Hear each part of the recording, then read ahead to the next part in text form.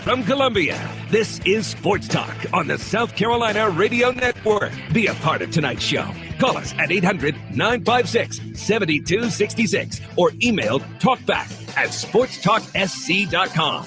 Now, here are your hosts for Sports Talk, Phil Kornbluth, Kevin McCrary, and Tom Hayes. Oh, yeah, I was excited. I tell him that every day. I was excited, when he came. Like I said, I love Coach Muchon. He's a great guy. He's very intense. Don't get me wrong. He's going to get into you. He's going to chew into you when you mess up. But, he's a good coach, and he knows what he's talking about.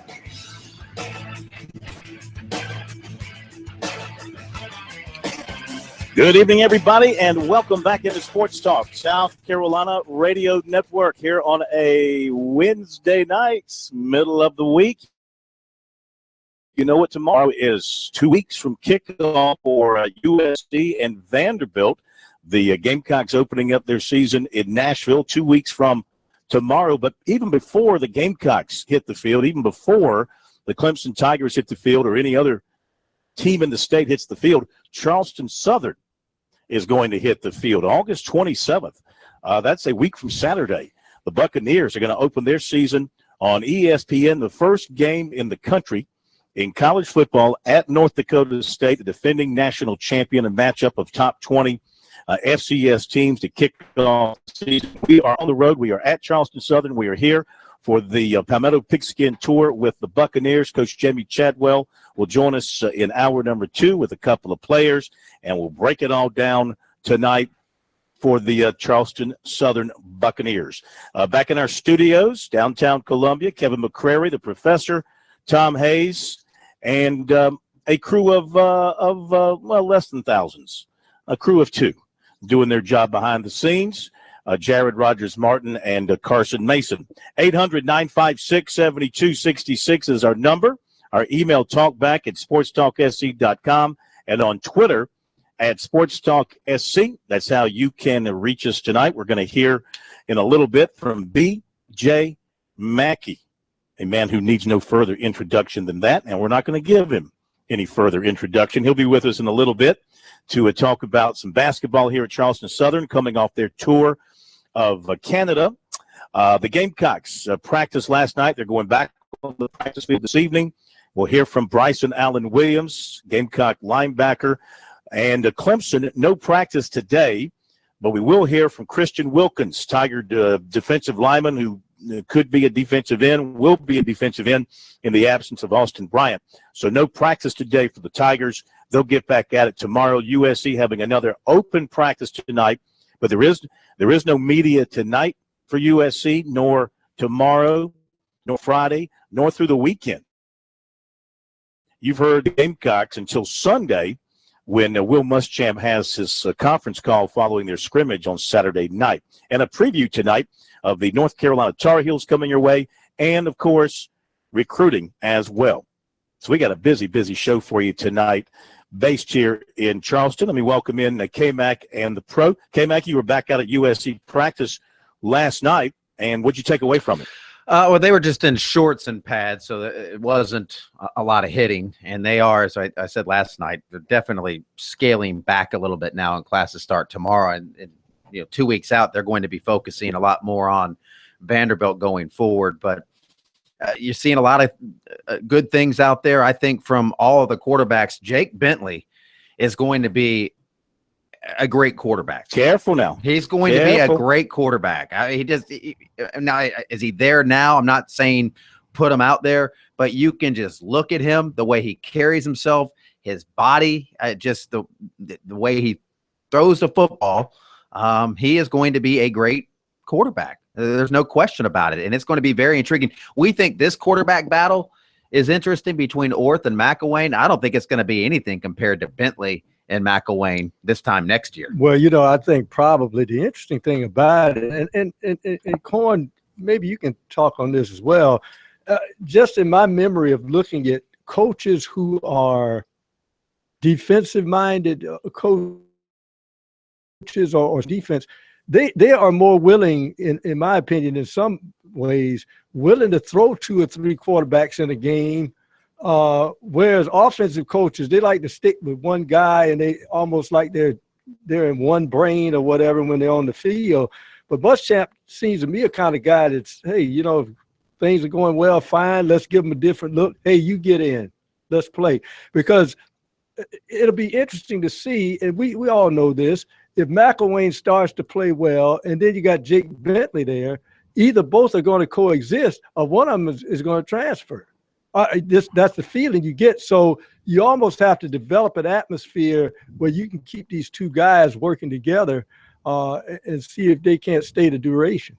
Well, that'd be a problem that Will Muschamp would love to have to deal with. Two quarterbacks playing very well. It's hard to decide which one is going to play, and the other one decides. Once you decide on somebody, the other one's like, okay, I'm going to go somewhere else. I mean, that's a problem that Clemson's going to definitely be facing in the years to come. How are they going to keep it together and keep those quarterbacks happy after Deshaun Watson is gone? See, right now, there's no controversy. They all know that Deshaun Watson is the man. There's nothing anybody can do about it, and he is going to take the majority of the snaps. But when he leaves after this season and 2017 rolls around, you're going to have next year, you're going to have Kelly Bryant back. You're going to have Zarek Cooper will be in his second year. Then you've got the arrival of Chase Bryce and Hunter Johnson. It's a nice problem to have all that talent, but how are you going to keep them happy? Because at quarterback, it's not like running back and receiver. You don't want to be rotating quarterbacks in there every few series or even by the quarters. That just messes up your entire flow. So that'll be a challenge to the Clemson coaching staff to figure that out. But you know what? They've done a good job throughout the years here in handling those kind of situations. We'll see what happens moving forward with them in the future. And maybe South Carolina is going to face the same thing. Jay Ulrich coming in this new class. And they're already recruiting quarterbacks for 2018. It's a nice problem to have too much talent and trying to figure out how to get your best players the maximum work out of them. All right, 800-956-7266 is the number. And a couple of quick notes from here. And then if K-Mac, you have anything you want to pass along, you can do so as well. From Auburn, talking about quarterback situations, they are saying that a couple of quarterbacks could hear this week that they're not going to be the starter as Gus Malzahn continues to work his quarterbacks. John Franklin III, Jeremy Johnson, Sean White, they're the ones battling for the job. And the announcement, or at least some decision by the end of this week, I don't know if they'll go public with it. Maybe they want to keep things under wraps if at all possible, but the talk around Auburn is that a starter could be determined here pretty soon. They started classes at Auburn yesterday and returned to the practice field today. At Florida, Jim McElwain suspended two key players from practice and team activities. He announced today that All-American cornerback Jalen Tabor and tight end Shante Lewis will not play in the season opener on September 3rd against UMass because of what he termed behavior that is not acceptable. They got in a fight. They got some kind of fight, and thus they're not going to play in their opener. Meant to mention this the other night, but I failed to. Want to congratulate the latest inductees into the South Carolina Football Coaches Hall of Fame, the 2016 class. Bob Biggerstaff from St. John's, where he won 275 games, state champions in 1968. Doc Davis from Chapman, Spartanburg, and Ashley Ridge, 25 years, 5 state championships at Spartanburg, 216 wins, a 37-game winning streak. Jackie Hayes at Dillon, 24 years and still going, 6 state championships, 4 in a row. He's won 278 games. Bobby Ivy, Marion, Lake City, Northwestern, and Lawrence, 26 years, 206 wins, and a state championship at Lawrence. Whitey Kendall, 30 years at Parker. He won over 250 games and 3 state championships. Gerald Moody at Berkeley and other schools, 36 years, 269 wins, 2 state championships. And Bill Pate at Timmonsville, Lakeview, and York, 187 wins and 4 state championships. We'll be right back.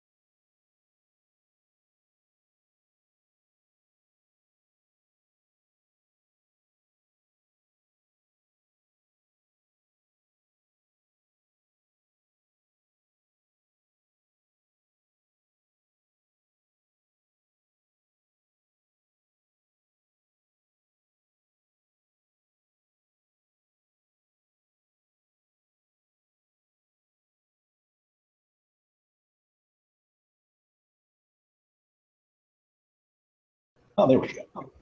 Okay.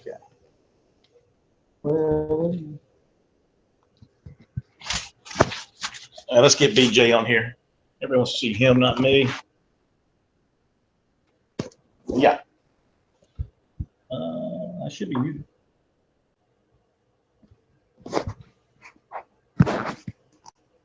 Check one, check one. Check one.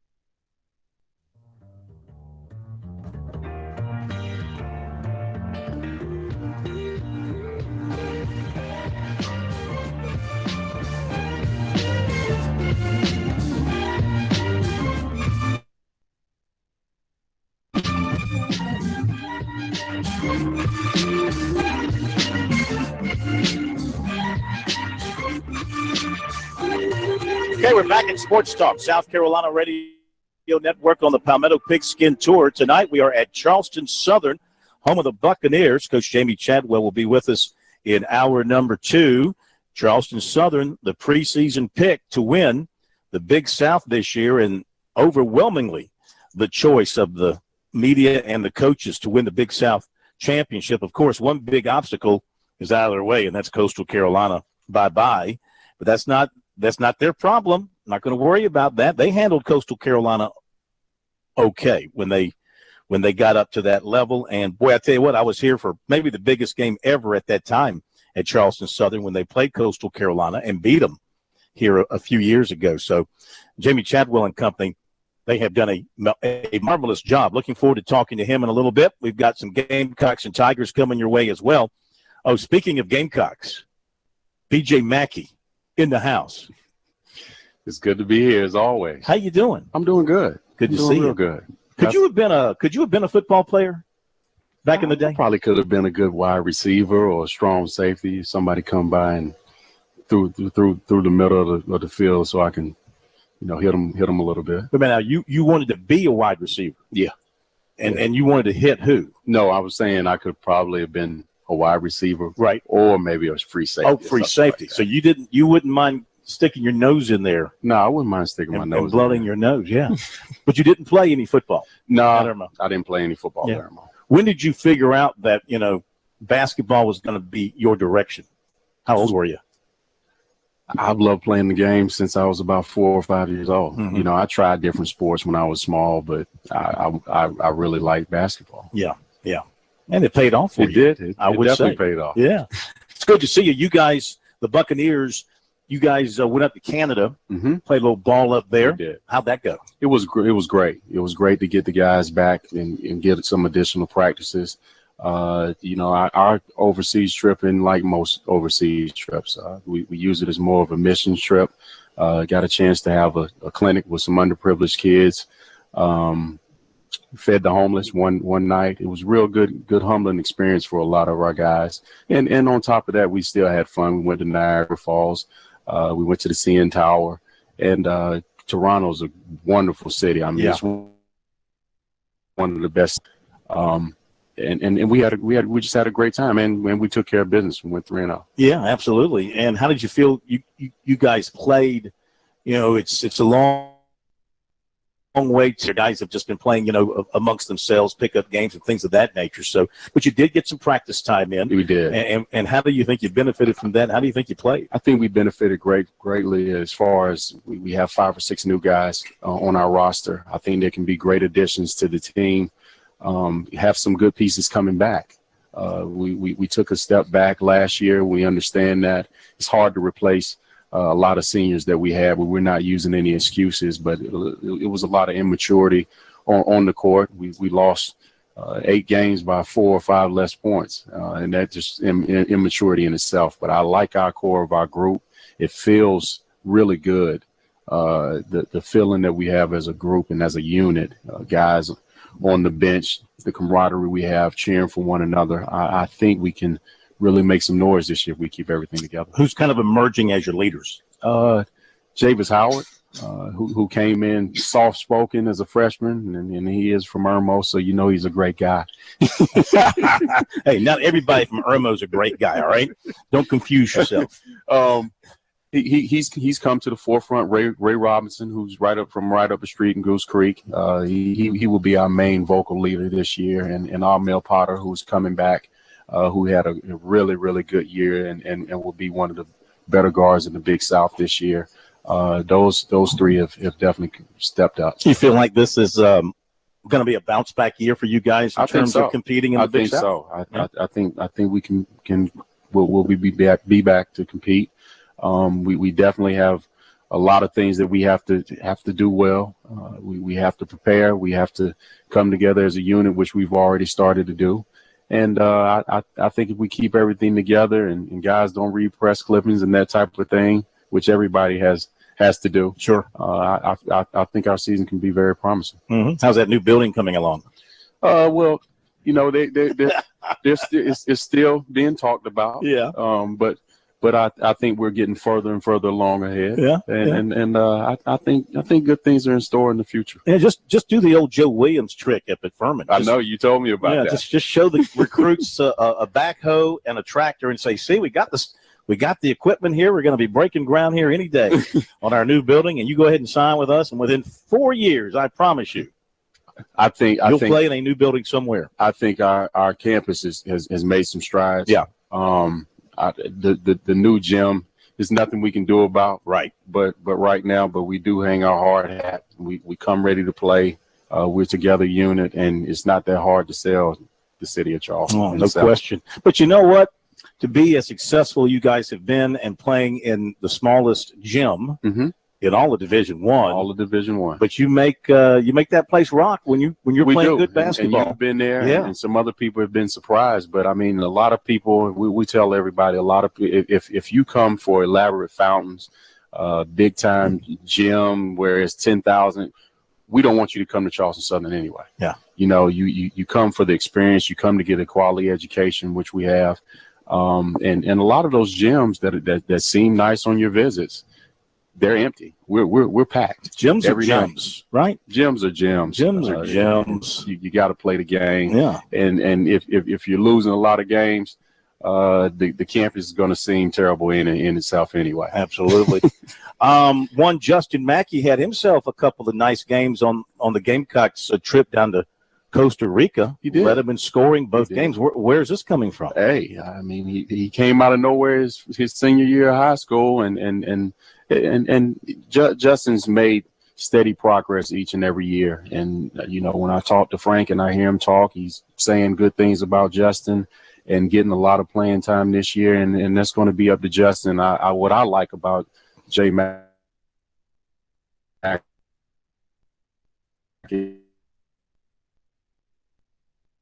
is steady, taking his time, not being one of those kids to leave after a year or two that has been tough, and he stayed the course. And that's what I'm proud of him on, and he has a 3-0, and he's heading in the right direction. I was going to bring that up. I mean, you know the talk every year at Justin Mack, he's going to transfer. He's going to transfer. He might come to Charleston Southern, play for his dad, whatever.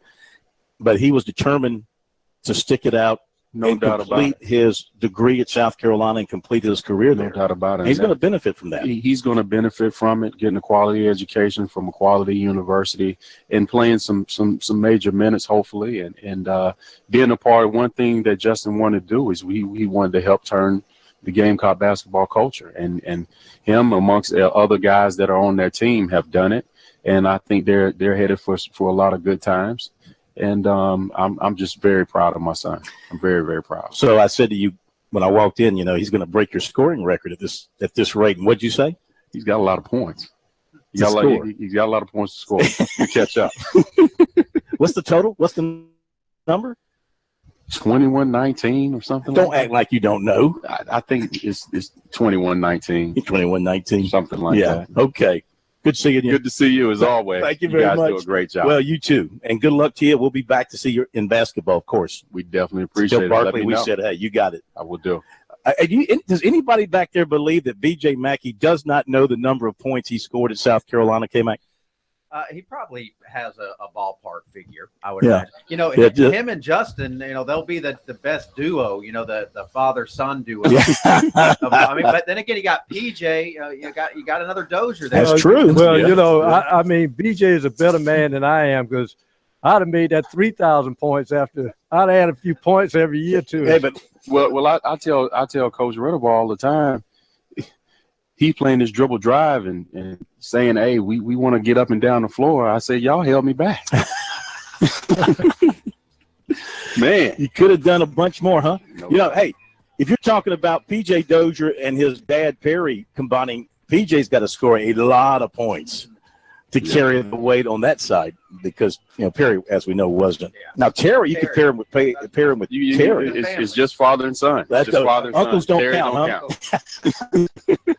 Thank you, B.J. Thank you. We'll be right back at Charleston Southern.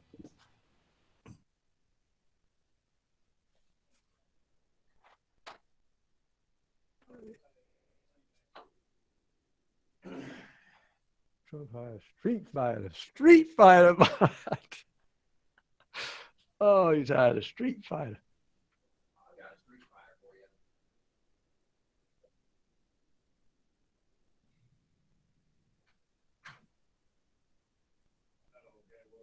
He's a beautiful kid, and I love him very much. Oh, yeah.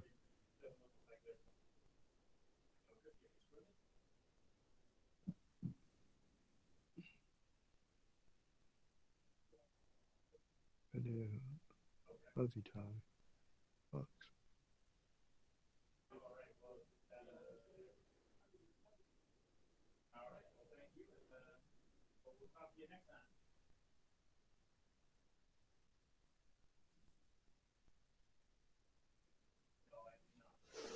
Okay.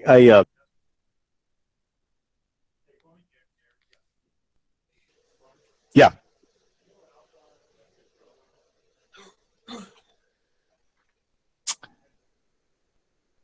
Yeah, he went to USC. You talking about Shamir? Yeah. I don't know where he went. I don't think he signed a pro contract. We're going to move because of their scheduling. We're going to move. Oh, wait a minute. No. That's going to be a problem. Because, okay, at 7:30, I'm actually shutting down here at 7:30 because we have this Wednesday night. Tonight we're doing a DNR segment at 7:30. Okay.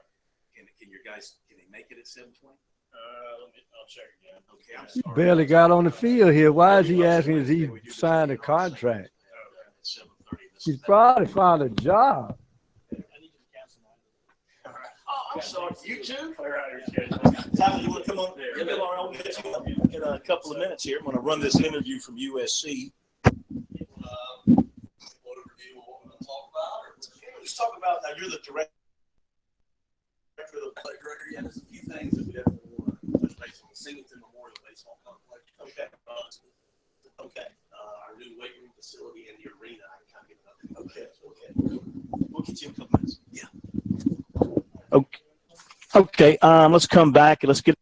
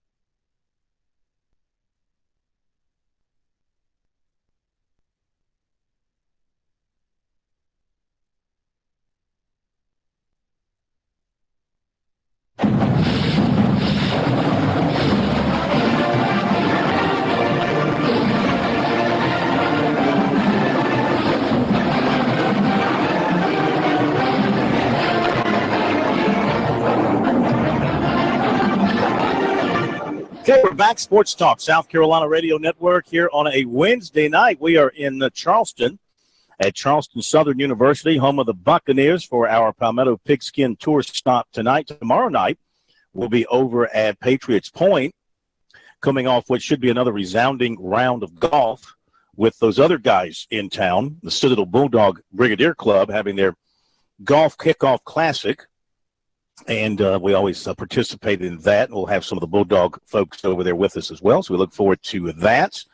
And then 2 more busy weeks of tour stops, and then we're into some actual football. Though, as I mentioned, Charleston Southern gets the jump start on everybody by getting on the field on August 27th up at North Dakota State. Now, USC having another open practice as we speak. The KMAC, you were out there last night with them and had a chance to talk to Bryson Allen Williams, a guy that much is being counted on defensively, both at linebacker and at Buck, defensive end. How did he look to you last night, and what'd you take from him? Yeah, I mean, he's a good-looking player in terms of his size. He's really grown a lot, and I know he's very happy to be not a tweener anymore. He likes standing up. He was recruited as a linebacker, and he likes that linebacker position. Now, they are working him some at the Buck.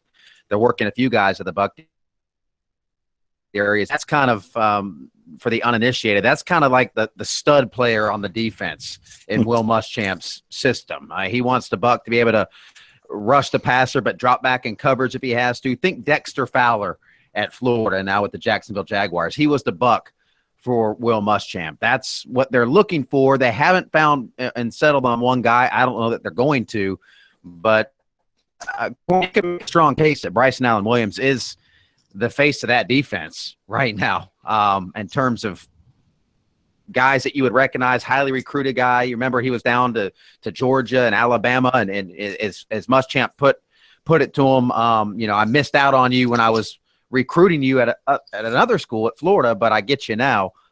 He's the Quattro gang, as he calls it. That might be his team now, his defense. Well, he's a guy who's got plenty of experience. Hard to believe he's into year 3. Yeah. And they moved him around quite a bit his first 2 years. They really had him playing out of position at a pure defensive end, had him lining up against those big SEC tackles. And let's face it, it didn't go all that well for him. Obviously, linebackers is his natural position. And he met with you guys last night after practice. Let's listen to what he had to say about how things are going for him with this defense and the defense overall. He always told me that I was the guy that he missed out on and he wanted real bad. So, what did you like? Just his intensity, and he's a defense coach, and being a footballer and being a linebacker in general. You see how great guys that he's coaching. You see how the great defense that he coached in the past years, and that's a guy that you definitely want to play for. You got hired. Your first thought was? Oh yeah, I was excited. I tell him that every day. I was excited. When he came. Like I said, I love Coach Muschamp. He's a great guy. He's very intense. Don't get me wrong. He's gonna get into. He's gonna chew into you when you mess up. But he's a good coach and he knows what he's talking about. Did he come to you with that comment of "I missed out on you"? Now yeah. When we had our individual meeting in the spring, he told me, he said, you're a guy that I missed out on, and I'm excited to have you now. So. Is Mike Peters? Are you working with Mike Peters? I'm working with Coach Hustler. Coach Hustler. Okay. Well, what have you? Do you spend much time around Coach? Yeah, I definitely spend a lot of time around Coach Peterson. Just talking the game. Him and Coach Thompson both helped me out a lot as far as developing my pass rushing moves, which is, I feel like, my earlier years, I just tried to go. But Coach Peterson and Coach Thompson, they really helped me develop my game as far as pass rush. Peterson is a guy who's a 14-year NFL vet. Is that something that y'all are aware of and sort of? Oh, yeah, definitely. We definitely look at Coach Peterson, Coach Jenkins in the weight room. Yeah. Those are definitely 2 guys that we definitely, like a lot of the guys, especially the linebackers, look to for a lot of help and, a lot of wisdom because, those guys have been there before and, the experiences that they have can help us in the future. So. Does Coach Pete bring up his NFL background around you guys? Does he use it to get your attention? Oh, he doesn't use it to get our attention. Coach Pete probably is one of the most laid-back coaches we have. We come up and talk to him. He's a very personable person. He allows us to come and, just have open conversations with him. And the ability to finally be set at one position. How has that helped you maybe physically to maybe get your body to where you want to be? I don't want to say, being set at one position helped me out. I feel like Coach Dillman. I tell Coach Dillman every day, I feel like he helped me out a lot as far as developing my body to the point where I need to be a dominant college linebacker. I'm excited about being in one position, having one set linebacker position, knowing what I have to do. knowing every Saturday, I'm not going to be moved around unless, we're going to third down or, pass rush situations. Knowing that, it's kind of giving me a little bit more confidence on the field. Okay, Bryson Allen Williams of the Gamecocks following their practice yesterday. They're back on the practice field, probably going through some stretching and some warm-up type stuff right now. We'll be checking the notes coming out of there for you. Again, no interviews after practice tonight. I imagine we will have a practice report up for you after the practice is concluded. Back here at Charleston Southern in our next hour, we'll hear from some of the football folks here. We had DJ Mackey on from basketball. Now we welcome in Assistant Athletic Director Tyler Davis to Sports Talk. He's in charge of fundraising for the Buccaneer Club and getting folks excited about sports here at Charleston Southern, and a lot to be excited about with this football season coming up. I was just looking at the schedule. It's a dreadful opening, very, very tough, but if things go well, it could be a great start for you guys. That's phenomenal. Great start for sure. The times it's never been better to be a CSU Buccaneer, that's for sure. And we're just glad that you're down here today, broadcasting live from our nice press box looking over the field. And it's hard to believe just a few weeks from now there'll be some football on that field there. And with the new turf and going into its second year, just changed the perception of our field and our program. And things that Jamie Chadwell have done, it's just phenomenal, him and his staff. Absolutely, absolutely. You mentioned it's a great time to be a fan of Charleston Southern, and since Jamie's been here, I was looking at the record. I mean, no less than 8 wins. Last year, a run to the quarterfinals. You beat the Citadel here in a terrific game in the playoffs. Is that being reflected in the overall enthusiasm of the fans, your season ticket sales, and just interest in what they're doing here? Yeah, no doubt. As I'm out in the community talking with people and listening to basically their heartbeat of Charleston Southern, there's no doubt that what Jamie has done, what his staff has done, being able to retain the coaches that he's retained, there's no doubt that he plays a pivotal role in our increased enrollment, our increased retention of students on campus, the overall just student life component. And not only the student side of it, but also just the community side of it. There's no doubt that up and down this University Boulevard when this traffic goes by every single day and down 26, as I told Bobby Harton on the last show, you get to CSU before you get to Trident Tech, College of Charleston, and the Citadel. Just come check us out because we're growing, we're moving forward, we're building facilities, and the time is right to become a Buccaneer. So just come check us out. What is on the board as far as facilities are concerned? That's an exciting topic, one we could talk about for many days and many hours for sure. But first and foremost, we've had just some recent alums talking about that excitement. Guys like Chris Lanou, C.J. Hirschman, Anthony Lewis, all guys that graduate in that 04-05 era that have recently contributed back to the football program in the form of commitments over a few years to build and break ground on a new 8,000 square foot football meeting space and athletic performance center on our campus, one that we're very close to breaking ground on, very close, meaning $35,000 more and we'll put a shovel in the ground. So we're excited about that opportunity. Guys that are giving back because, one, Jamie had a relationship, and two, the program just continues to move forward. And I think you see that just in the results. The second component, our physical, capital project that we're really focused on is the newer arena. Yeah. Did you say new basketball arena? Basketball arena. Yeah. Okay. We're about 6 months away from a schematic on that facility. It's going to be placed right next to our football facility. Okay. Boards approved that. And then last, that's where it's going to be built. That's going to be built. Right yes, here. Sir. When do you think it will be built? The moment we get the money raised. Okay. But we will have a schematic to go out into the community and show people and build interest. And then the last thing I want to say before the Singleton Baseball Complex, Chris Singleton and his mother, Sharonda, unfortunately lost her life. We are in the process of building a 3,500 square foot facility once we get the money raised for that. And we're actually every single day trying to identify funds, and we need $725,000 before that facility will be built. So we're very excited. You're a very busy man. Yeah, lots to do. But as I said, and as you started off the conversation with, the time's never been better. Thanks for joining us. We appreciate it. Absolutely. Tyler Davis here at the Charleston Southern. We'll be right back. Good job. Yeah, enjoyed it. Well, you got a lot out in a short amount of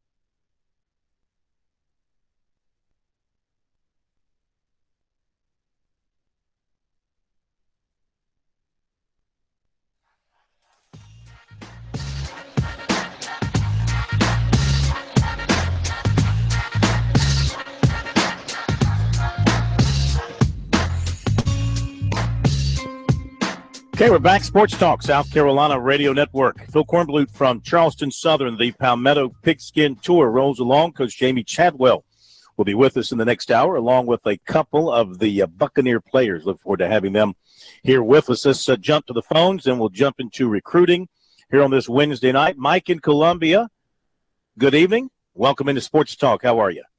I'm doing great, guys. Hey, it's funny you're about to get into the recruiting because I just wanted to pass along a little information. I got a couple of questions. One, I heard, Phil, you do a great job on recruiting, and people say, oh, those stars don't matter, and recruiting really doesn't matter. Well, it does matter because I got some friends that I know some high, powerful people at the University of Miami and some people, some good boosters over at the University of Georgia. What I was told last weekend is that Mark Richt was fired from Georgia because he did not land Deshaun Watson. Now, I don't know. You can take that for what it's worth, but the people at UGA were outraged that Deshaun Watson became the player that he became at Clemson, one of the best players you can see the last 25 years, and he didn't even visit Georgia's campus, and that's the true reason Mark Richt got ran off, because they were tired of him losing key players in the state like that in recruiting. And the question about Rick, I was hearing some things, a lot of people making noise about Georgia. Do you think Georgia made a mistake of letting him go? And do you think he's going to turn the Miami program around? I really think he's going to turn it around down there because it's just so much talent, Phil, as you know, being a recruiting guru guy. It's so much talent in Florida. I think he's going to make a name for himself and make some noise over there in the Coastal Division. And do you just think that Georgia made a mistake in letting him go? Hey, I just love your show. Hang up and listen. All right, thank you very much. My initial response is absolutely they made a mistake.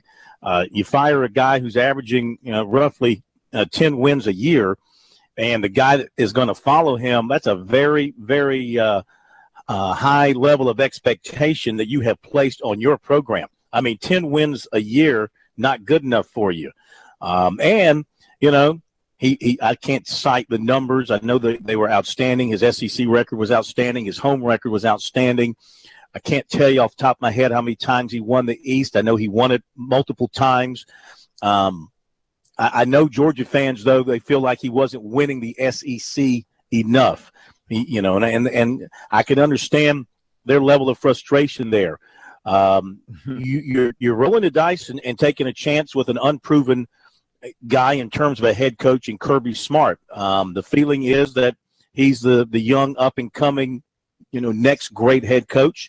And so they wanted to grab him before he went somewhere else. And they made a move very quickly.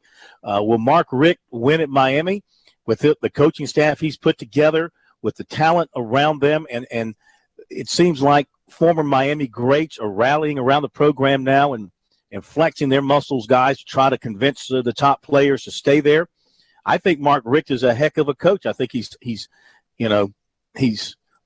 understated. He's quiet. He's a little understated sometimes, but all he did at Georgia was win. He's going to start this year at Miami. He's got a terrific quarterback to begin with. That's going to be a bonus for him. And he always had really good quarterbacks at Georgia. He'll probably develop the same kind of concept at Miami with a great tight end, the play-action game, and a very strong running game. So, yeah, I think he'll succeed at Miami. I think Georgia made a mistake, but Kirby Smart, of course, can prove everybody wrong, but he's going to have to be very successful to top what Mark Richt did. Yeah, of course, you have to look at his road record, too. He won a bunch of SEC road games, which is not easy to do. Let's face it, a man who acts civil on the sideline, some fans don't like that. If he had the attitude and was stomping around like Muschamp, he probably would still be coaching at Georgia. But, his philosophy, like a lot of coaches, is if I'm losing my head on the sideline, what do you think my players would do? And Georgia has always played a lot of tough, tight ball games. I think the key, though, here is if anybody wants to blame anybody for firing somebody, is because fans still can't figure out all over the East, how did Gary Pinkel come in there and with his recruiting not on par with some of the SEC schools, go in there and steal 2 SEC titles, SEC East titles. That's what freaks people out. But they don't understand how great a coach Gary Pinkel is. which Missouri will find out the hard way since he's not there anymore. It's tough. I mean, and it's just like LSU fans that want to run off Les Miles or wanted to run off Les Miles because he wasn't beating Nick Saban. Nobody is beating Nick Saban right now. And the SEC or outside of the SEC. That's just the fact of the matter. But Rick had been there so long, Corn. Things get stale. People want to change. They were ready to run him out of town almost every year, it seemed like, for about the past 5 or 6 years, and they finally got him out of there. But I do agree he's going to do a great job at Miami. He's a real person. I mean, some of these coaches, they put on this little act and they try to present themselves a certain way. One thing I like about Mark Richt is, he looks you in the eye and, he is who he says he is. And, that there's something to be said for that. And I think he'll fit. I think that's what Miami might need right now. And I want to say that it wasn't me that got somebody to call in to get this show more Georgia coverage. I just want to put that out there. This was a genuine call. Well, we love talking about Georgia when we can say bad things about Georgia. Now, I know one thing from having lived through the Mark Richt era, going through the university. You say that like it was the plague, like, I had to live through the famine. There was a lot of good times, but I think the thing that really irked the fans was not his recruiting or not missing out on that. If anything, I think they appreciated that. It was that he just had not a great record against top 5, top 10 teams. He just could not seem to beat those tough teams. The pro you said that, they would play close ball games, but they couldn't win those tough primetime games. And that's what irked the fans the most. And I think where Georgia fans lost trust in Rick. No, I did not came back. Did I think I hear what I thought I heard just then? Was that a wee? Did I hear a wee? Was there a wee? Did I hear a wee coming out of that mouth? This is worse than I thought. Oh boy, you better take care of that. We got to take care of that. What's the punishment? That was a sweat drop on my tongue right there. Or maybe you slipped into French and you were just conversing in French there momentarily. Okay. And I did want to say this, his comment about the recruiting. Look, I recognize that great players make great football teams. Now, I'm not one who recognizes trust the people who do the ranking. And number two, I think it's a faulty system. And I know the primary purpose of rankings is to attract people to subscribe to recruiting websites to make those people rich. I understand that. That's the whole game in a nutshell. College football, without high school players being rated by recruiting websites, would be just fine without it. You could certainly live without it. The great players would still be great.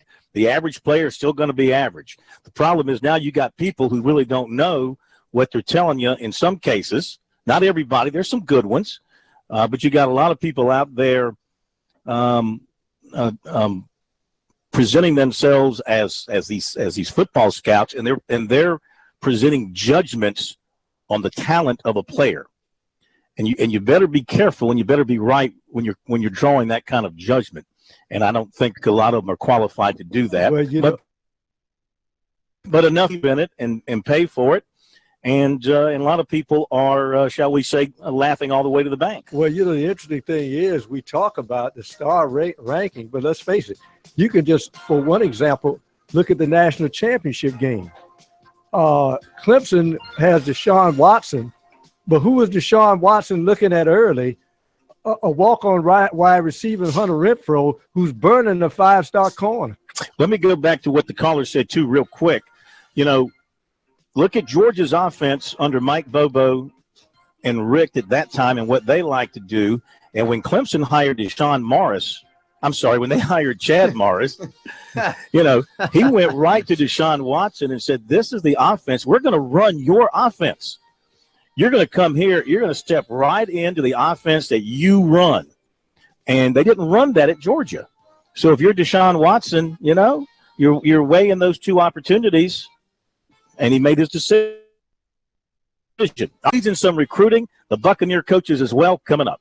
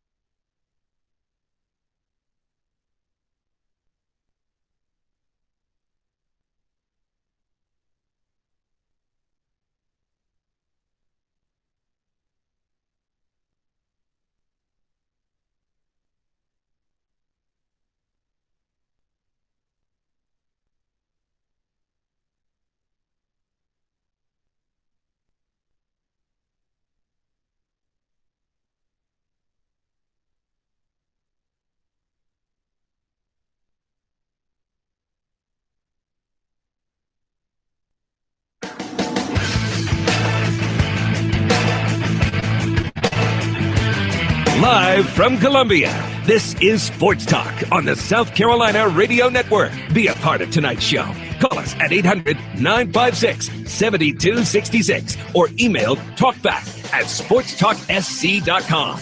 Now, here are your hosts for Sports Talk, Phil Kornbluth, Kevin McCrary, and Tom Hayes.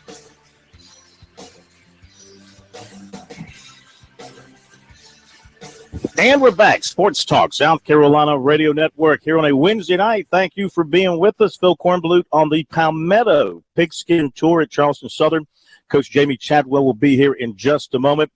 7:30 tonight, we step aside for DNR and SC Wild. Captain Billy Downer will be in the studio with K-Mac to take you through that tonight. All the great insight on hunting and fishing. Deer season now officially underway in the state of South Carolina. I'm sure the captain will be talking about that.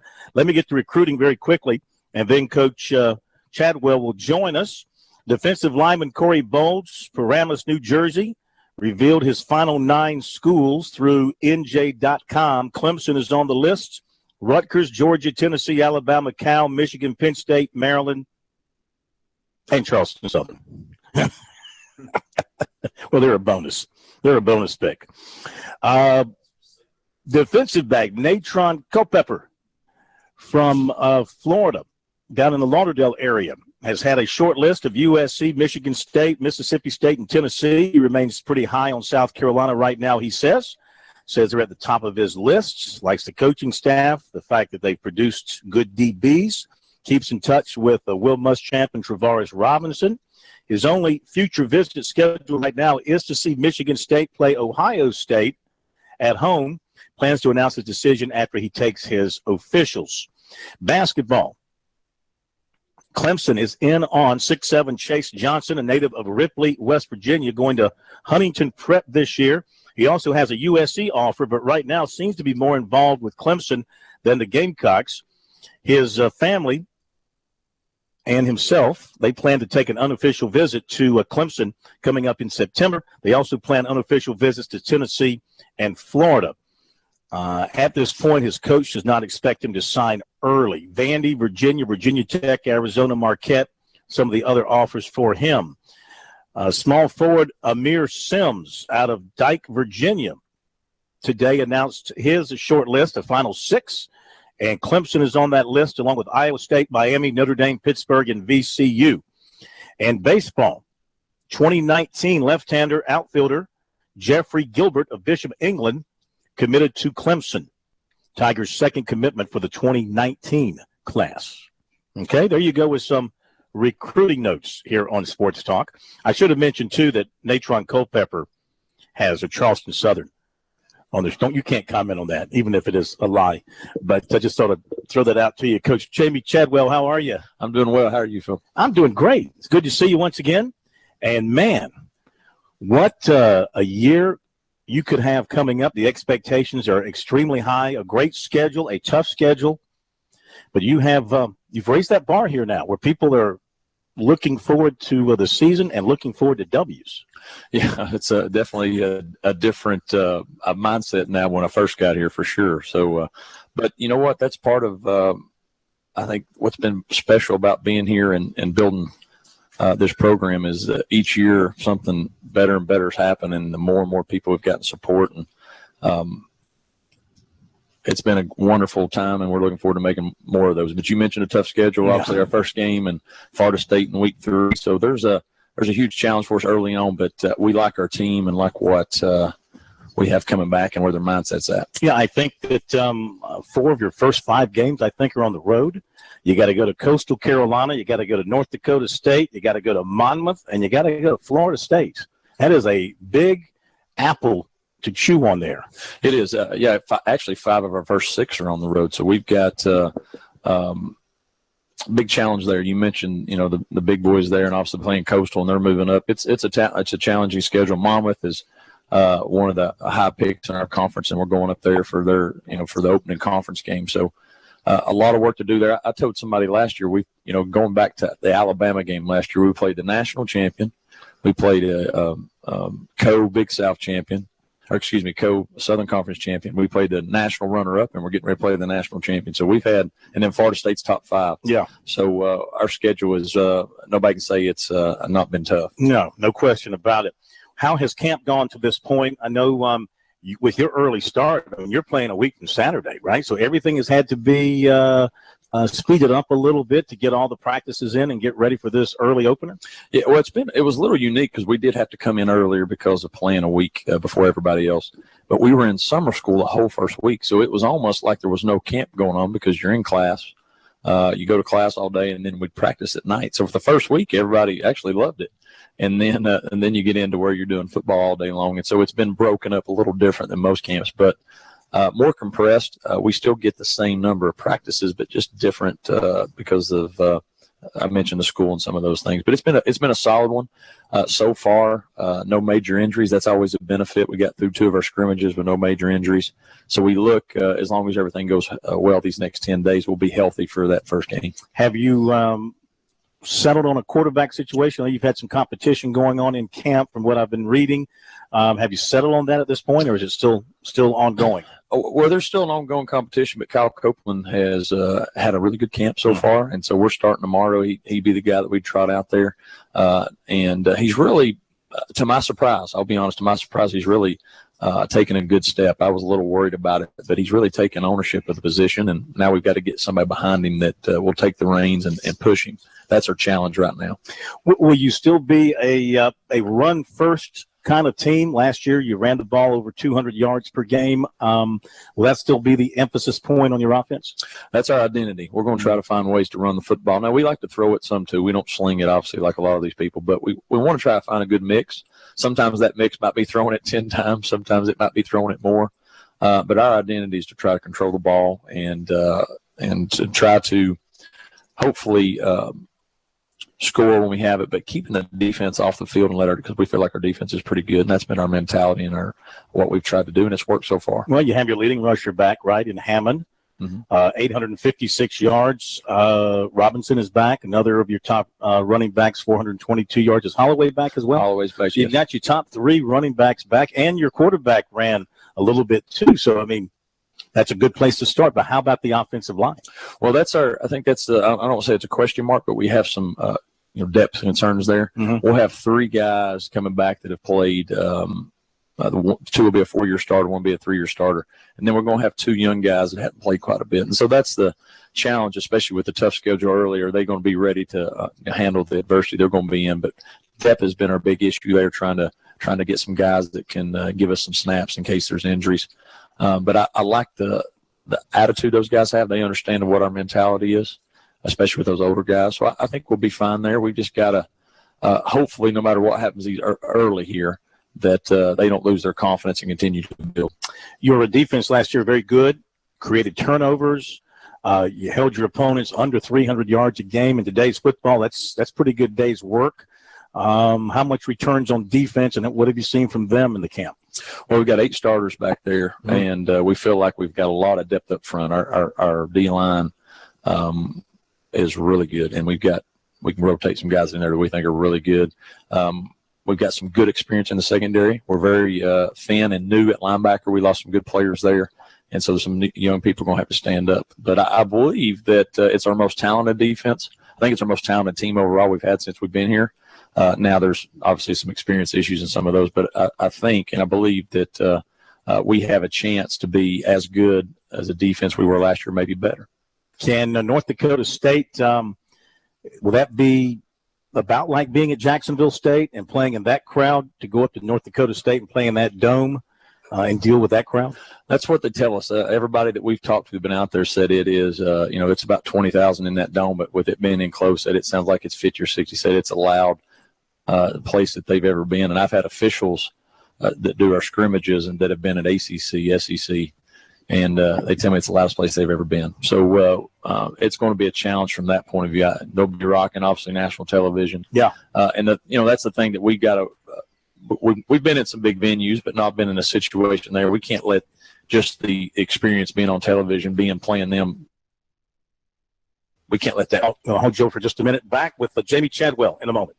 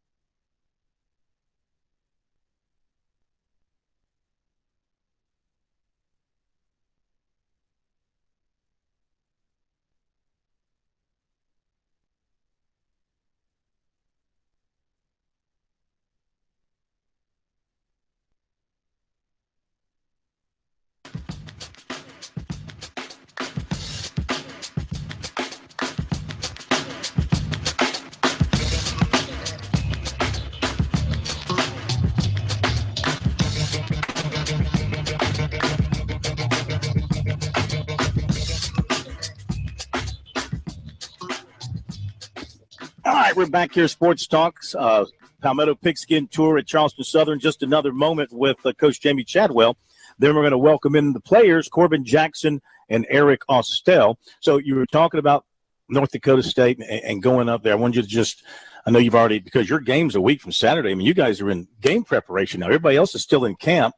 You're in game prep. So what do you know about – I think it's the Bison. What do you know about these guys? Are they as good as they've always been? Well, they are well deserved all the honors they get. As you watch them on video, they've won, I think, 5 straight national championships. Now they're a really big and physical team. The thing that I think that sticks out is they do what they do. They have their identity, and they're going to try to dictate to you their identity. And they're probably they're comparable to what a Big Ten team. Very physical, big up front on both sides of the ball. The thing that that we've noticed is they just don't beat themselves. They don't turn the ball over. They don't make misfits on defense or miscalls. They're really sound. So to beat them, you got to beat them. And obviously playing it up there at their place and they're really good at their home. But we're excited just, one, to have the opportunity to – we've really tried to raise the standard here and to be a team that people will consider nationally and to have the first opportunity to find out where we're at. All right, let me ask you with complete honesty. And I know you're an honest guy. All the time. 4 years ago when you got here, did you ever dream that Charleston Southern would open the football season on ESPN playing the 5-time defending national champion, being in that position to get the attention you're going to get? Oh, I will tell you, no, I never thought we would be on Kickoff Classic national television. Did I believe that we could be Big South champions and be a top program? Yes, I did. I believe that wholeheartedly. Because I knew the type of guys that we had. Now, I would have said, no, we've never been on national television. But sometimes when you dream, you got to dream bigger. But we're thankful for that. But I did, and our coaches did expect our team to be where we're at. Are you guys ready? Well, you've been on television before. I mean, Big South TV and all that kind of stuff. But, I mean, and I guess in the playoffs last year. But this is probably going to be a whole different thing. They're probably going to do a lot of interviews with you, a lot of headshots and all this sort of stuff. Are you guys ready for the bright lights of ESPN? I believe so. We were on ESPN2 last year and then playing Alabama. ESPN was here doing some interviews. So we've been in very similar. But that was sort of like the Lions against the Christians there. This is you got a chance in this game. We do. But I don't. Knowing our team, I don't think any moment's going to be too big for them. Obviously, it's a big stage, but I don't think that we'll focus on that because, you try to, as a team and as coaches, you try to make every game a big one. And that's the sort of mentality we've had. And just because you're on national television doesn't make it any bigger. Now, maybe for more people.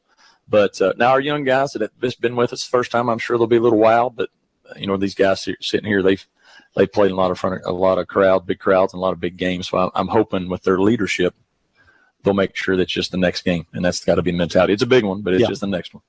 Good luck. Thank you very much. Thank you for being with us. We appreciate it, and we'll be talking to you throughout the season, and we always enjoy being with you. Thank you all very much. Thanks for being here. Jamie Chadwell, head coach of the Buccaneers. Now we're going to welcome in a couple of the Charleston Southern players who have joined us here at our broadcast position inside the press box here at Charleston Southern. We have with us safety Corbin Jackson, who is from Marietta, Georgia, and offensive lineman Eric Austell, who is from Warner Robins, Georgia. They're both fifth-year guys, so they have been here. They have seen this thing being built from the inside out. And Corbin, to be where you guys are, to be the hunted, the preseason picks to win the Big South, to go and open the season on national television against the defending champions. What's it like for you in this camp getting ready for all that? I feel as if it's surreal. Coming in, I never thought that we would be on ESPN opening up the season, and to have the opportunity to go up to North Dakota State and show what we're about is a big moment for us. Preparing this week and preparing for the past couple of days, stuff is starting to gel together. And just to seeing everybody get really excited to open up the season up there in North Dakota State, I feel as if that we're more than ready, and we will be ready to go up there and to have a good game. What do you know about their offense so far because you guys are into your game planning now. You're out of camp. You're getting ready for a game. What do you know about their offense right now? They're very physical. When you see the linemen, the tight ends, the running backs, they run and block very, very, very physical. All their tight ends are over 6'3". They run downhill. They do what they do. They line up in different formations, different personnels. 22, 32 they'll get into. And one thing about them that I've seen on film is they stick to a formation and they'll run it every play, and then they'll switch it up and try to get you off your game. The main thing we had to do is just line up and play, know our checks, know our adjustments, and just talk. The big thing is I heard the dome is loud. So one thing we're going to have to do is just really talk and be on the same page. So no coverages or no blown assignments happen during the game. How's the defense looked in camp so far? We look really good. We've banged up a little bit, but everybody has been pretty excited. We're all just chasing to get back to where we were last year. Last year was tough. I know for me, going off the field at Jacksonville State. So we're just more excited to go out there and to prove that, hey, that last game was not us. We're better than what we were last game. So just to prove that we're the Blue Swarm defense and that we play really hard. So I feel that we're really excited to go up there next Saturday. So we'll be ready. Eric, the offense. We're talking with Coach Chadwell, and of course the feeling is run the football. You got your top 3-4 rushers back from last year. That has obviously been the emphasis in camp so far this year. Absolutely, yeah. It's going to be the same, as far as us running the ball. But our running back kind of make our job easy up front. They make us right when we mess up. You got Darius Hammond back there, Mike Holloway, Ben Robinson, and we even got a couple freshmen coming in, Keelan Frazier, and some redshirt guys coming in. So, it's definitely going to be still. That's kind of what we pride ourselves on, us being physical and nasty up front and, setting up the passes and stuff. So, yeah, looking forward to that. How's how the quarterbacks look to you so far? Look very good. Kyle Copeland has just really stepped up into his spot. Austin Brown was very good for us last year. And, Kyle has just been kind of learning.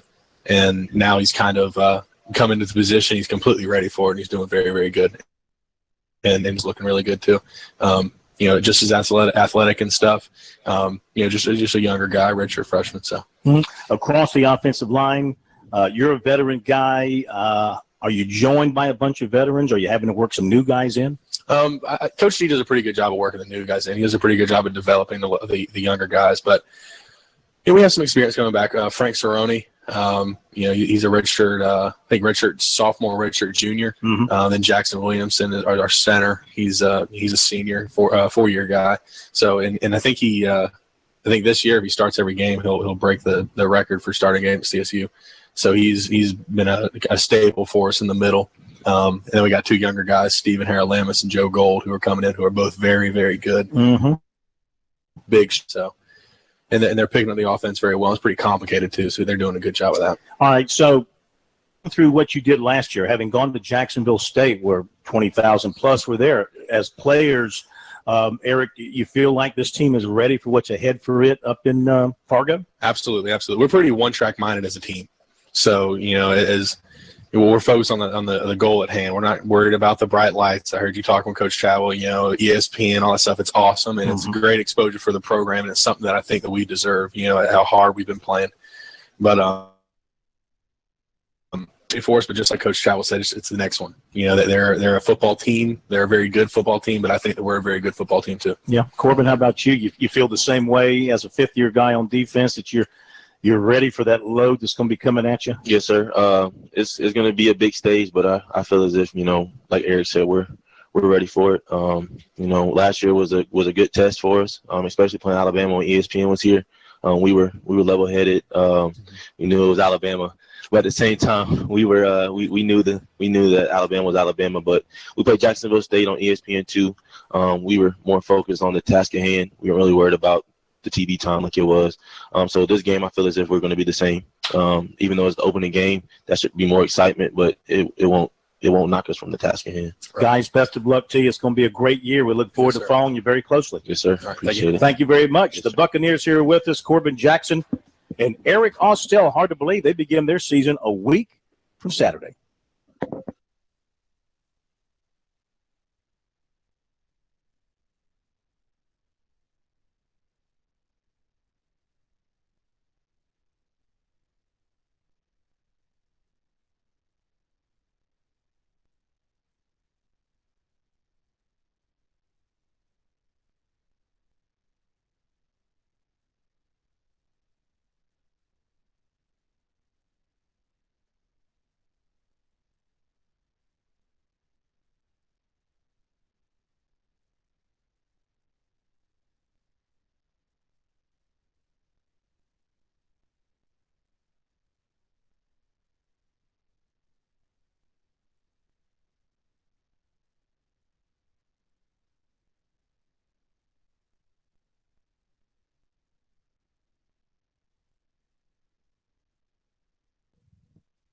Okay, basically, what do you know? What can you tell us?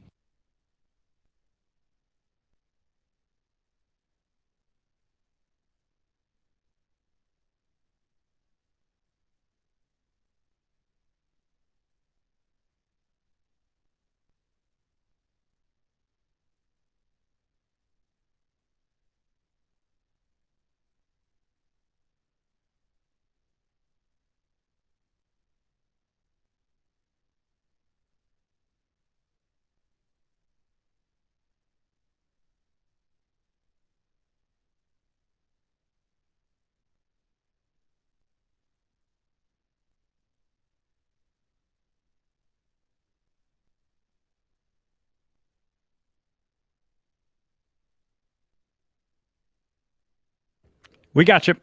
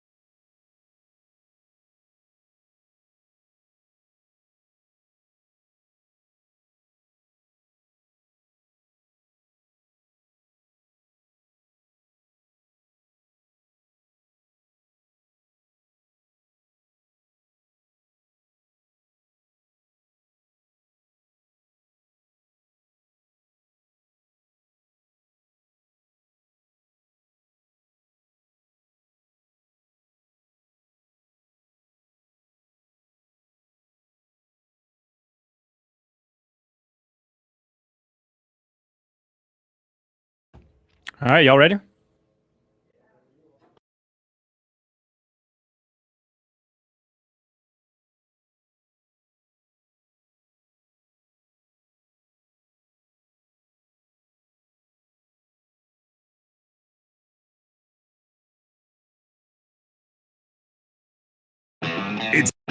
It's time.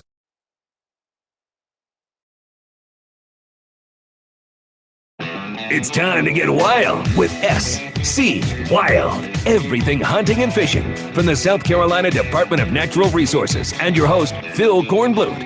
SC Wild on Sports Talk on the South Carolina Radio Network. All right, it's time to get wild. Maybe a little weird. Wild and weird. That's what happens here on our SC Wild segment. On Wednesdays, we have Captain Downer in to hang out with us. Once again, hope you're doing well. Doing great. Glad to be here. It's, happy almost football season to you. Yes. It's happy almost football season. It is happy regular deer season. It's hit. It is deer season. Which they kind of go hand in hand. That's how you know it's getting close here in South Carolina. When the deer start going down, that's right. Football's soon to follow. Right around the corner. We're what? 2 weeks from tomorrow for South Carolina. 10 days from Clemson, maybe? No, Clemson's got a couple extra days after that because South Carolina opens on a Thursday and Clemson opens up on the following Saturday, and then the race at Darlington. We're about to hit a great sports time. September time. Here we go. And it's a great outdoors time too. That's a year-round thing, but deer season, it kind of is the football season for hunters. It is. Let me back up. Oh, we do have to back the train up. Back up to August the 3rd. Got a question from one of our listeners, and I did not finish the answer, so let me answer it. You wanted to get it right. I want to get it right. And we respect that about you because we just make stuff up. But we don't know the answer. You actually went and looked it up. If you've been a radio guy long enough, you just make it up and act like you know what you're talking about. Yeah, that's what you do when you're a pro. I'm not a pro. No, I'm a perfectionist. You want to be accurate, and we respect that about you. The question was about jelly balls. We were talking about fishing and jellyfish, and the jellyfish have been coming in August on the coast and stinging people along the coastline. And the question was brought in about jelly balls and where they come from. Jelly balls are used as bait for spade fish. It's a type of fish I call it brim on steroids, basically in the ocean. They're on offshore reefs along the South Carolina coast, up and down, and people use jelly balls to fish for them. But the question was, where do the jelly balls come from?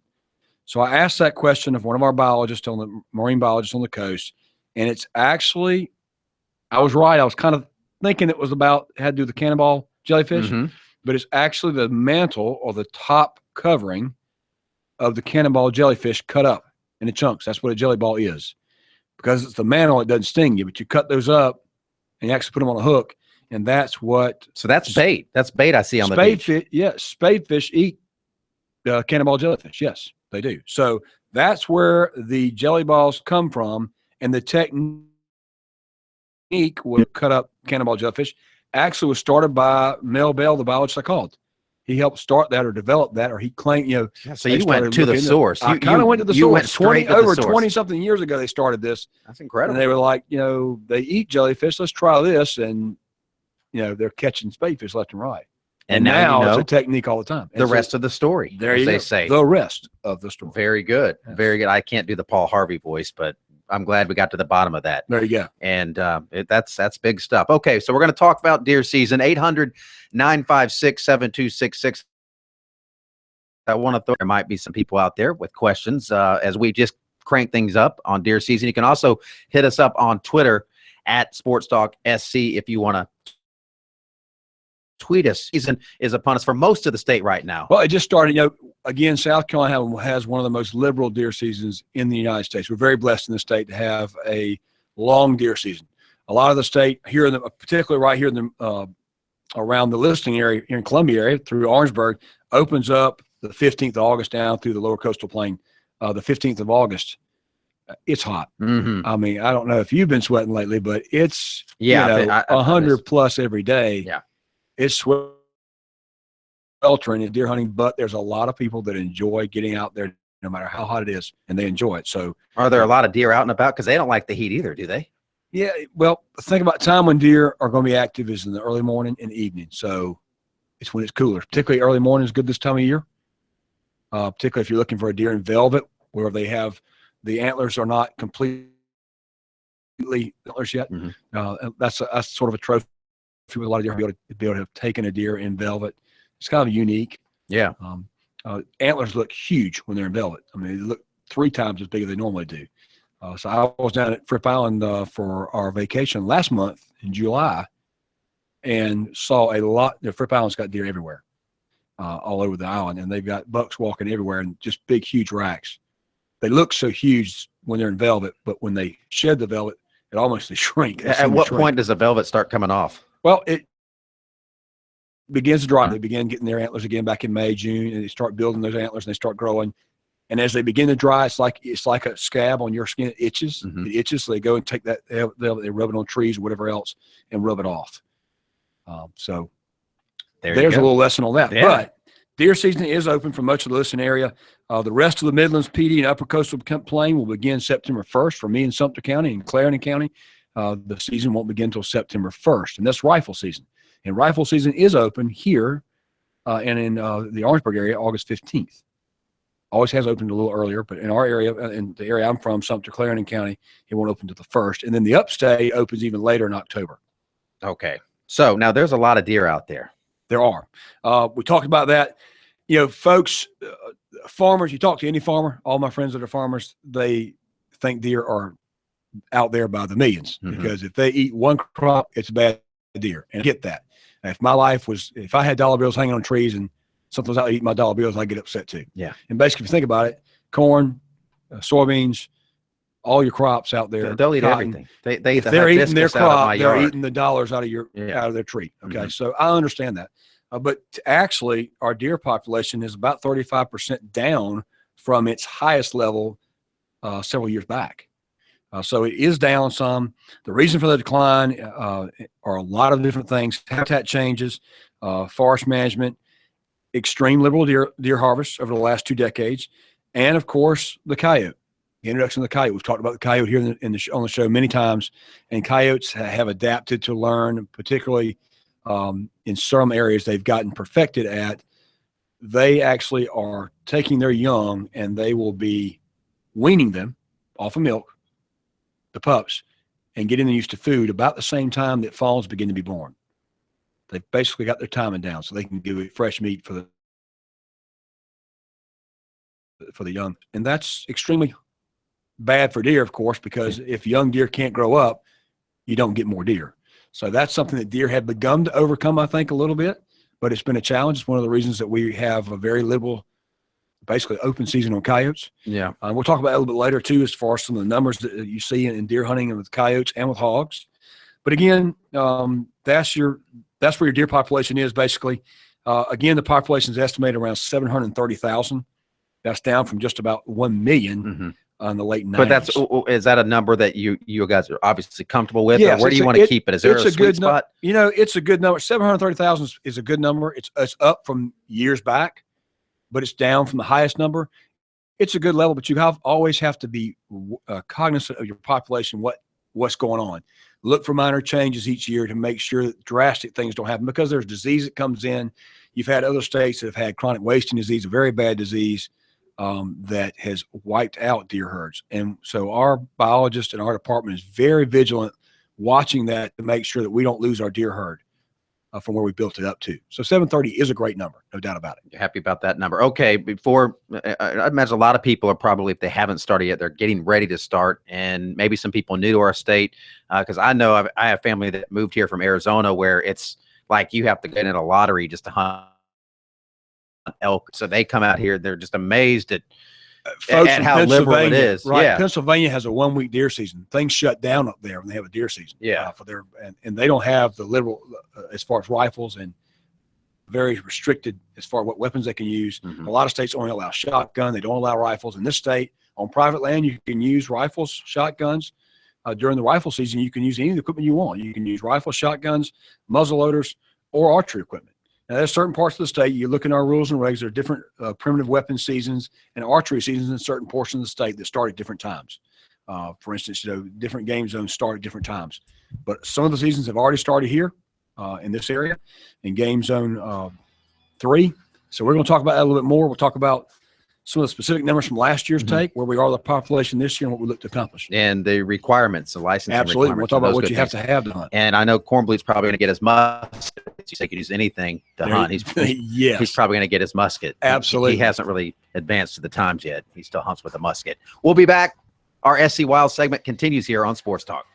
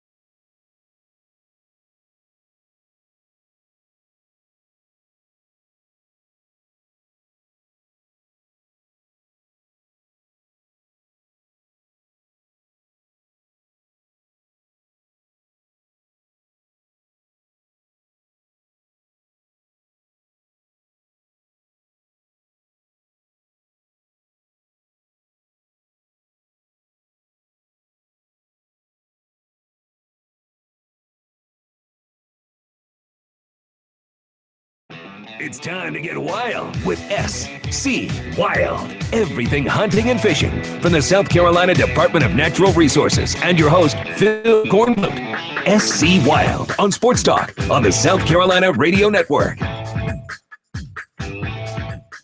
It's our SC Wild segment here on Sports Talk. Kevin McCrary alongside Captain Billy Downer, and we are talking all things deer because deer season is here in parts of the state. It'll be here in all parts of the state September 1. So we're getting you ready to go. If you have any questions for Captain Downer, if you want to pick his brain, anything you want to run by him, he's open to all questions. And if he doesn't have the answer, he will get the answer. I will look it up. And he'll get you the right answer. Absolutely. So at least somebody on this show will make sure to get you a right answer. Well, hey, this is a great tradition here. It is. Yeah, I mean, you might be Sports honest. Talk. We want to be on. We want to be honest, truthful, full disclosure. 800-956-7266 is the phone number. You can also hit us up on Twitter if you so choose at Sports Talk SC. You still don't have a Twitter feed. I don't. You're right. You need to be on Twitter. I keep using you. You need to get on Twitter so you can tweet pictures and we can retweet you and people can find you and harass you like they do us. Yes. Okay, so let's. Where do we leave license off? requirements? We'll do license requirements. So folks coming to South Carolina aren't used to a deer season being as long and liberal as ours is. Mm-hmm. Again, for parts of the state, season starts August 15th, rifle season, gun season, and runs all the way through January 1st. Other parts of the state, Game Zone 2, it doesn't start actual full gun hunts till October 11th. Game Zone 3 is now. That's where we are. Then you got Game Zone 1. Their gun hunts don't start till October 11th. Game Zone 4, which is the one which a lot of another portion of the state, is September 1st. So a little difference there, but the license requirements are all the same. You come here, you got to have a state hunting license. Mm-hmm. You have to have a big game permit because deer are one of our big game. So a combination hunting and fishing license will get you your hunting license, your fishing license, and your big game permit. The other thing is, with deer particularly, there's antlerless deer tags. Antlerless deer tags used to be called doe tags. Doe tags. Yeah. Hunters have the opportunity to purchase up to 4 of those doe tags again this year, just like it has been in the past, for $5 each. Those doe tags cannot be used till September 15th, but from September 15th through the 1st of January, you can use those doe tags. They're just for you, though. You can't get 4 and give them to me. They got your name. Hunting can have their own doe tags. So that's that. Everybody's wondering about the changes in deer law. That does not happen this year. We talked about it before, but just to remind everybody, the legislation that passed this past legislative session does not go into effect until 2017. So the new buck limits and the deer tagging requirements will not go into effect 2017. So everything's status quo from this year's the same as last year, exactly. Okay. 800-956-7266. J-Dog, do we have some people holding there? Man, something about licensing got people itching. People going. So the phone ready lines to go. are rocking and rolling here. So where are we going first? First, we're going out to North Augusta. We've got Alan listening on 92.7. Alan, what's up? How y'all doing this evening, guys? Doing good. I got a question for you. My parents bought a place on Greenwood last fall, Lake Greenwood, and I'm trying to. I'd like to maybe duck hunt. But I'm trying to figure out or understand, you cannot shoot a rifle on the water, can you? I mean, it has to be a shotgun. Correct. There's no rifle. Most lakes, first of all, a long rifle in the water is dangerous because the bullet will ricochet off the water. Absolutely. I understand that. But so how far do you have to be away from homes? On Lake Green. I know you don't want to shoot towards homes. I get that, but how far can you even see a home and shoot? I don't understand. Well, that's a good question, and there are some very specific distances when it comes to certain lakes. Lake Greenwood is actually 200 yards, and that's going to be from a residence, not from a dock, but 200 yards from a residence, without permission to land. It's just 200 yards. So you said from Lake residence. Residence would be anybody. So if you're out in a boat, yep. If you're out in a boat in the middle of a lake, that's correct. Then you can, if a home's 200 yards from you, you can shoot. Yes. Towards that home. No, now wait a minute. Now you're asking the law. The law says you have to be 200 yards from a home. Should you shoot toward a home even if you're at 200 yards? No, because 200 yards is the general maximum distance for a shot to fall. You should be at least 200. The law says you have to be 200 yards because that's the law that was passed for these particular bodies of water, and Greenwood's one of those, was 200 yards. But as an ethical sportsman, you should always be thinking about what's the safest route. You should shoot away from houses. Common sense. Oh, absolutely. Because yeah. the reason why these laws got placed into being is because people weren't smart and they did things just like we're talking about. They shot too close to houses, had shot raining down houses, and they got up in yards chasing ducks, just silly stuff that people shouldn't do. I guess. But that is the rule, 200 yards. All right, one more question. Sure. Now, if you're shooting down towards the water with a shotgun, of course, and 200 yards away, you're shooting, maybe not exactly towards the house, but just left or right of the house. Is that frowned upon? Just again, anytime that you can avoid shooting toward a house in any direction of the house, yes. If you're shooting back to my house, if it's my house, it's definitely frowned You're upon. frowned I'll say upon. that. All right, I'm that's frowning frowned upon that if that's my house. That's right. Again, Okay, man. keep everybody else's Thanks, thoughts Alan. in mind too. Good Yeah. question. Happy hunting. Happy hunting for you, Alan. Where are we headed next? All right, the next one is a guy on the move. We've got Don currently coming down, listening on WKSI. Okay, what's up, man? Hey, Captain. Question. I have a license, and since you're talking about license, that's good through 2018. Do you know how they will handle that with the new tags? All right, now that's a great question. They are working all that out. I know they've been meeting down the hall from my office about that just the last week, and they will continue to meet. They're working all of those questions out. And I'm assuming you bought a 3-year license, probably.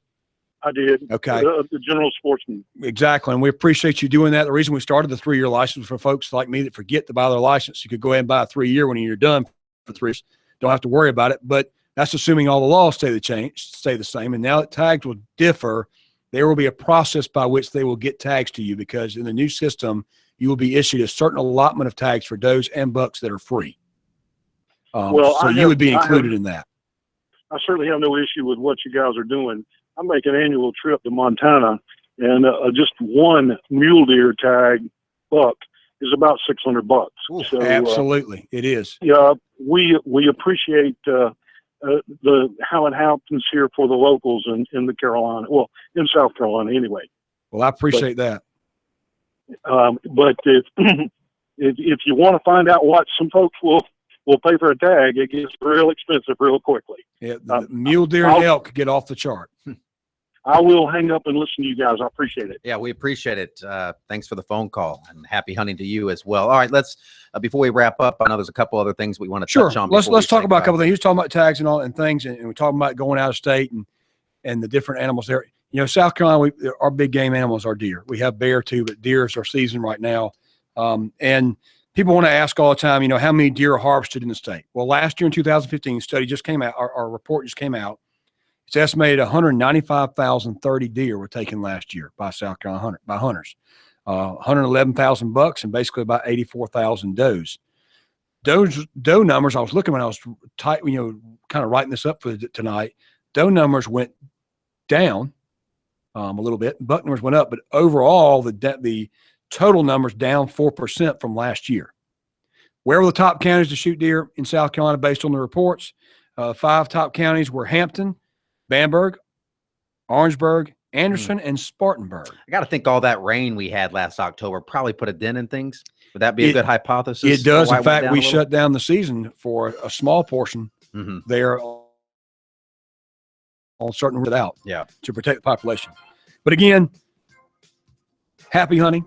Get your license. Big game permit. Be safe out there. A final thought for tonight.